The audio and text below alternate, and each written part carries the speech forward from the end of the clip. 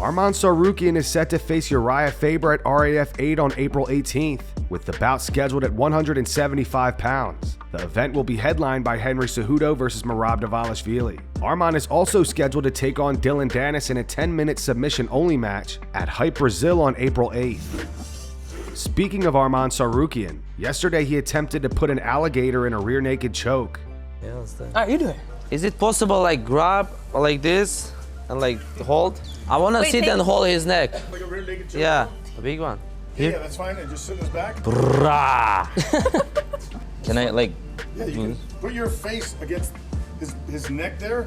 If you want, like this, like the side, like you're doing a rear naked choke, and just slide your hand underneath, but don't go near his mouth. It'll be fine. If you can, I don't know if your arms are long enough, but. No, I hold like this, like I'm choking him. Yeah, that's fine too. Brother, give it a guillotine. Bro, he's huge. How I'm gonna give him guillotine? So stiff. Back. Godzilla, come. Yeah. Давай, brother. Should I tap his tail? Maybe I'm too heavy. No, don't do that. Don't do that. Come on. Bro. Stay there. Ew. Drag you around a little bit. Good boy, Godzilla. He doesn't care about you being there. Good boy, Godzilla. Good boy, Godzilla. Okay, I'll see you soon. Why are you running, brother? I'm scared so much, but I was okay.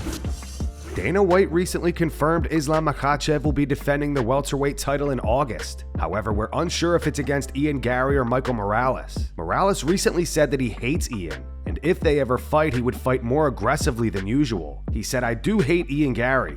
I don't have a very good vibe. Yeah, I do get a little bit annoyed, but at the end of the day, he is still a fighter. I think that if I were to fight him, it would be the first time I fight in a very aggressive way, which I haven't done yet." Despite his TKO loss to Joe Pyfer over the weekend, Jon Anik isn't writing off Israel Adesanya. Anik believes Izzy will earn another win inside the UFC against high-level competition before his career is over. I think there's a great chance that Israel Adesanya wins another UFC fight against high-level competition before all is said and done. I felt pretty convicted that Israel Adesanya, win or lose, was not going to retire. You can lose 4 fights and still not be ready to retire. And even though somebody with an astute mind like Kenny Florian would suggest to you today that maybe Adesanya isn't quite as fast or the footwork isn't necessarily there the way it was in his prime, it doesn't mean on any given Saturday night he can't compete with the top 5 to 7 middleweights in the world. I think there's a great chance that Israel Adesanya wins another UFC fight against high-level competition before all is said and done. Your thoughts on that? For me, I think that he has slowed down a little bit, but he has to be fully aware of that, I think, and say, what do I need to do to change maybe my approach in fight, maybe in camp, to accommodate maybe these adjustments, and find that way. I think there was perhaps a mental lapse during this fight, or maybe he was hurt and maybe not really in it at the time. And you have to give credit, a whole lot of credit to Joe Pyfer for fighting the way that he did. But this is a critical time, though. Make no mistake about it. 4, 5 fights in a row, and 5 losses in a row is no joke. And he has to find out very clearly what he's fighting for, because as he said, he does not need to keep doing this. He does have financial freedom. And for me, I want to remember Izzy as that guy who was at his peak. And, right. So yeah, I hope that whatever he does, he makes the right choice and finds that peace.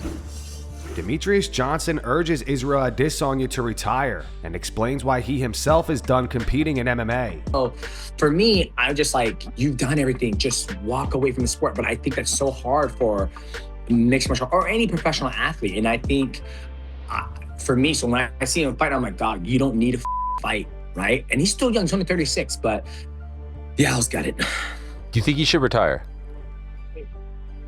I would, if I was him. I would. There's something for me, it's like, why do you fight? Like, first off, why did I fight? For the money.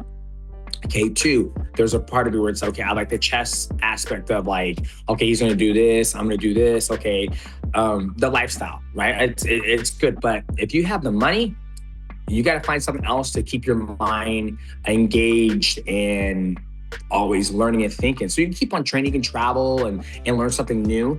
And then and then the health aspect as well. Like, he's got a broken nose. It's like, for me, I would like to see him retire. There's nothing else for him to do in mixed martial arts. I think he's done everything, and you're not even considering the kickboxing matches he's had as well. Like, the man's been on a tear, on a grind. I think he deserves to relax and enjoy himself and fight something else. It's like Dustin Poirier. He said now that he's retired, he's fighting all these things he can actually say yes to that he couldn't before, right? And I think for me, I got Luxury Lights coming out. I got a manga coming out. The kickoff was on Wednesday. I was on a call for 2.5 hours yesterday on the concept art designs. And then prior to that, I was on a call with Sakura Phoenix, who was in Japan in studio that's, putting it together, producing it. It's like that right there. I'm engaged, like I'm focused on that. And then I have the YouTube channel, then I got the Mighty Journey. It's like, I have so much stuff where people are like, man, you should come wrestle for Real American Freestyle. Why? This stuff is way more important than competing. That's why I don't do IBJJF anymore. That's why I don't compete, because this stuff is really more important to me because it's challenging. It's like, how can I create an IP from scratch? How can I do that? That is very, very hard. Very, very hard. And that drives me. My mind's just going constantly all day. Colby Covington doesn't think Sean Strickland has a chance of beating Khamzat Chimaev. In an interview with Submission Radio, Colby said, "No, I'm not giving him a chance. Hernandez and Khamzat are completely different levels of grapplers and the way they approach their strategies. So I think Khamzat's going to take him down and submit him." Schmo went and watched them spar back at Extreme Couture a couple of years ago, and he pretty much said it wasn't competitive. Khamzat was just taking him down and submitting him. So I expect that same damn plan. He's not going to be stupid and strike with Sean and make it a kickboxing fight. He's just going to make it straight grappling. And I think he's going to put Strickland in some really bad positions and either submit him or just hold him down for 25 minutes. After defeating Zion Clark, a man with no legs in a grappling match, Valter Walker made headlines by calling out his own brother Johnny Walker. Valter expressed frustration, claiming Johnny failed to show up for the match. Johnny later responded, telling Valter to stop using his last name, while also accusing him of making negative comments about his wife online. In our recent interview, Johnny addressed the situation and the possibility of a fight between the two. He admitted he'd be open to it, if the pay is right. This moment in time with your half-brother Valter, are you guys friends? Of course. Yeah. We'll be friends forever. He's my brother. There is no friendship. There's a brotherhood there. Because I think was there a call out of you after the Karate Combat fight? He said he wanted to fight you, or was that just fun and games? I think he's missing get his beat by me. That's it. He's missing getting his beat by you. Yeah. Is that how training used to go? Yeah. But he's good. He just probably he wanna make me proud. He wanna try how good he is. We're probably gonna fight any time, but probably let's start on the grappling first, you know? I don't want to hurt him. Would you fight your brother? 100%. I mean, I suppose as brothers... I beat his free. I was just about to say, you probably fought somebody without pay money. a good money, you know? Yeah. Would you need a lot of money to fight your brother, or just if it's the right circumstance? Yeah. Not just for fight my brother, but try put the show on. They need to put the money on the table, no? Arman Tsarukyan has suggested that Justin Gaethje may be out of his fight with Ilia Topuria at the White House, and that he could be stepping in as the replacement. Arman posted this to his Instagram today. He wrote, "I guess it's my lucky day. Get well soon, Justin." It's unclear how credible this is, especially given that it's April Fool's Day. Fans also noticed today that Topuria updated his Instagram bio to 18-0, despite his official record being 17-0. Nate Diaz recently had words for Charles Oliveira. Nate says he's the real BMF, and Charles is walking around with his belt. I'll beat the out of. You know what I'm saying? Out of Oliveira? Yeah, he been in the game. People I've been beat him. I beat Pettis choked that fool. I beat Cerrone kicked them all up in his fucked him like a little and then but if he took he's you to walking around with my belt though. Yeah. He got your jewelry. He's walking around with my belt. And this fool actually one time, he won the title and I'm like, what's up? I'll fight Oliveira. I know I'll beat Oliveira. And then Oliveira is like, no thanks, homie. I put a tweet out like, I'll fight him.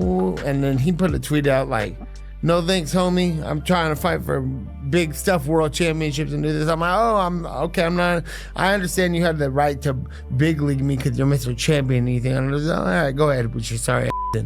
And then a few months later, a little while later, after Conor breaks his leg all up and gets knocked out all over the place, this was like, I'll fight Conor McGregor. I'm like, I thought you were on the bigger and better things. You picking on people who are on the downfall.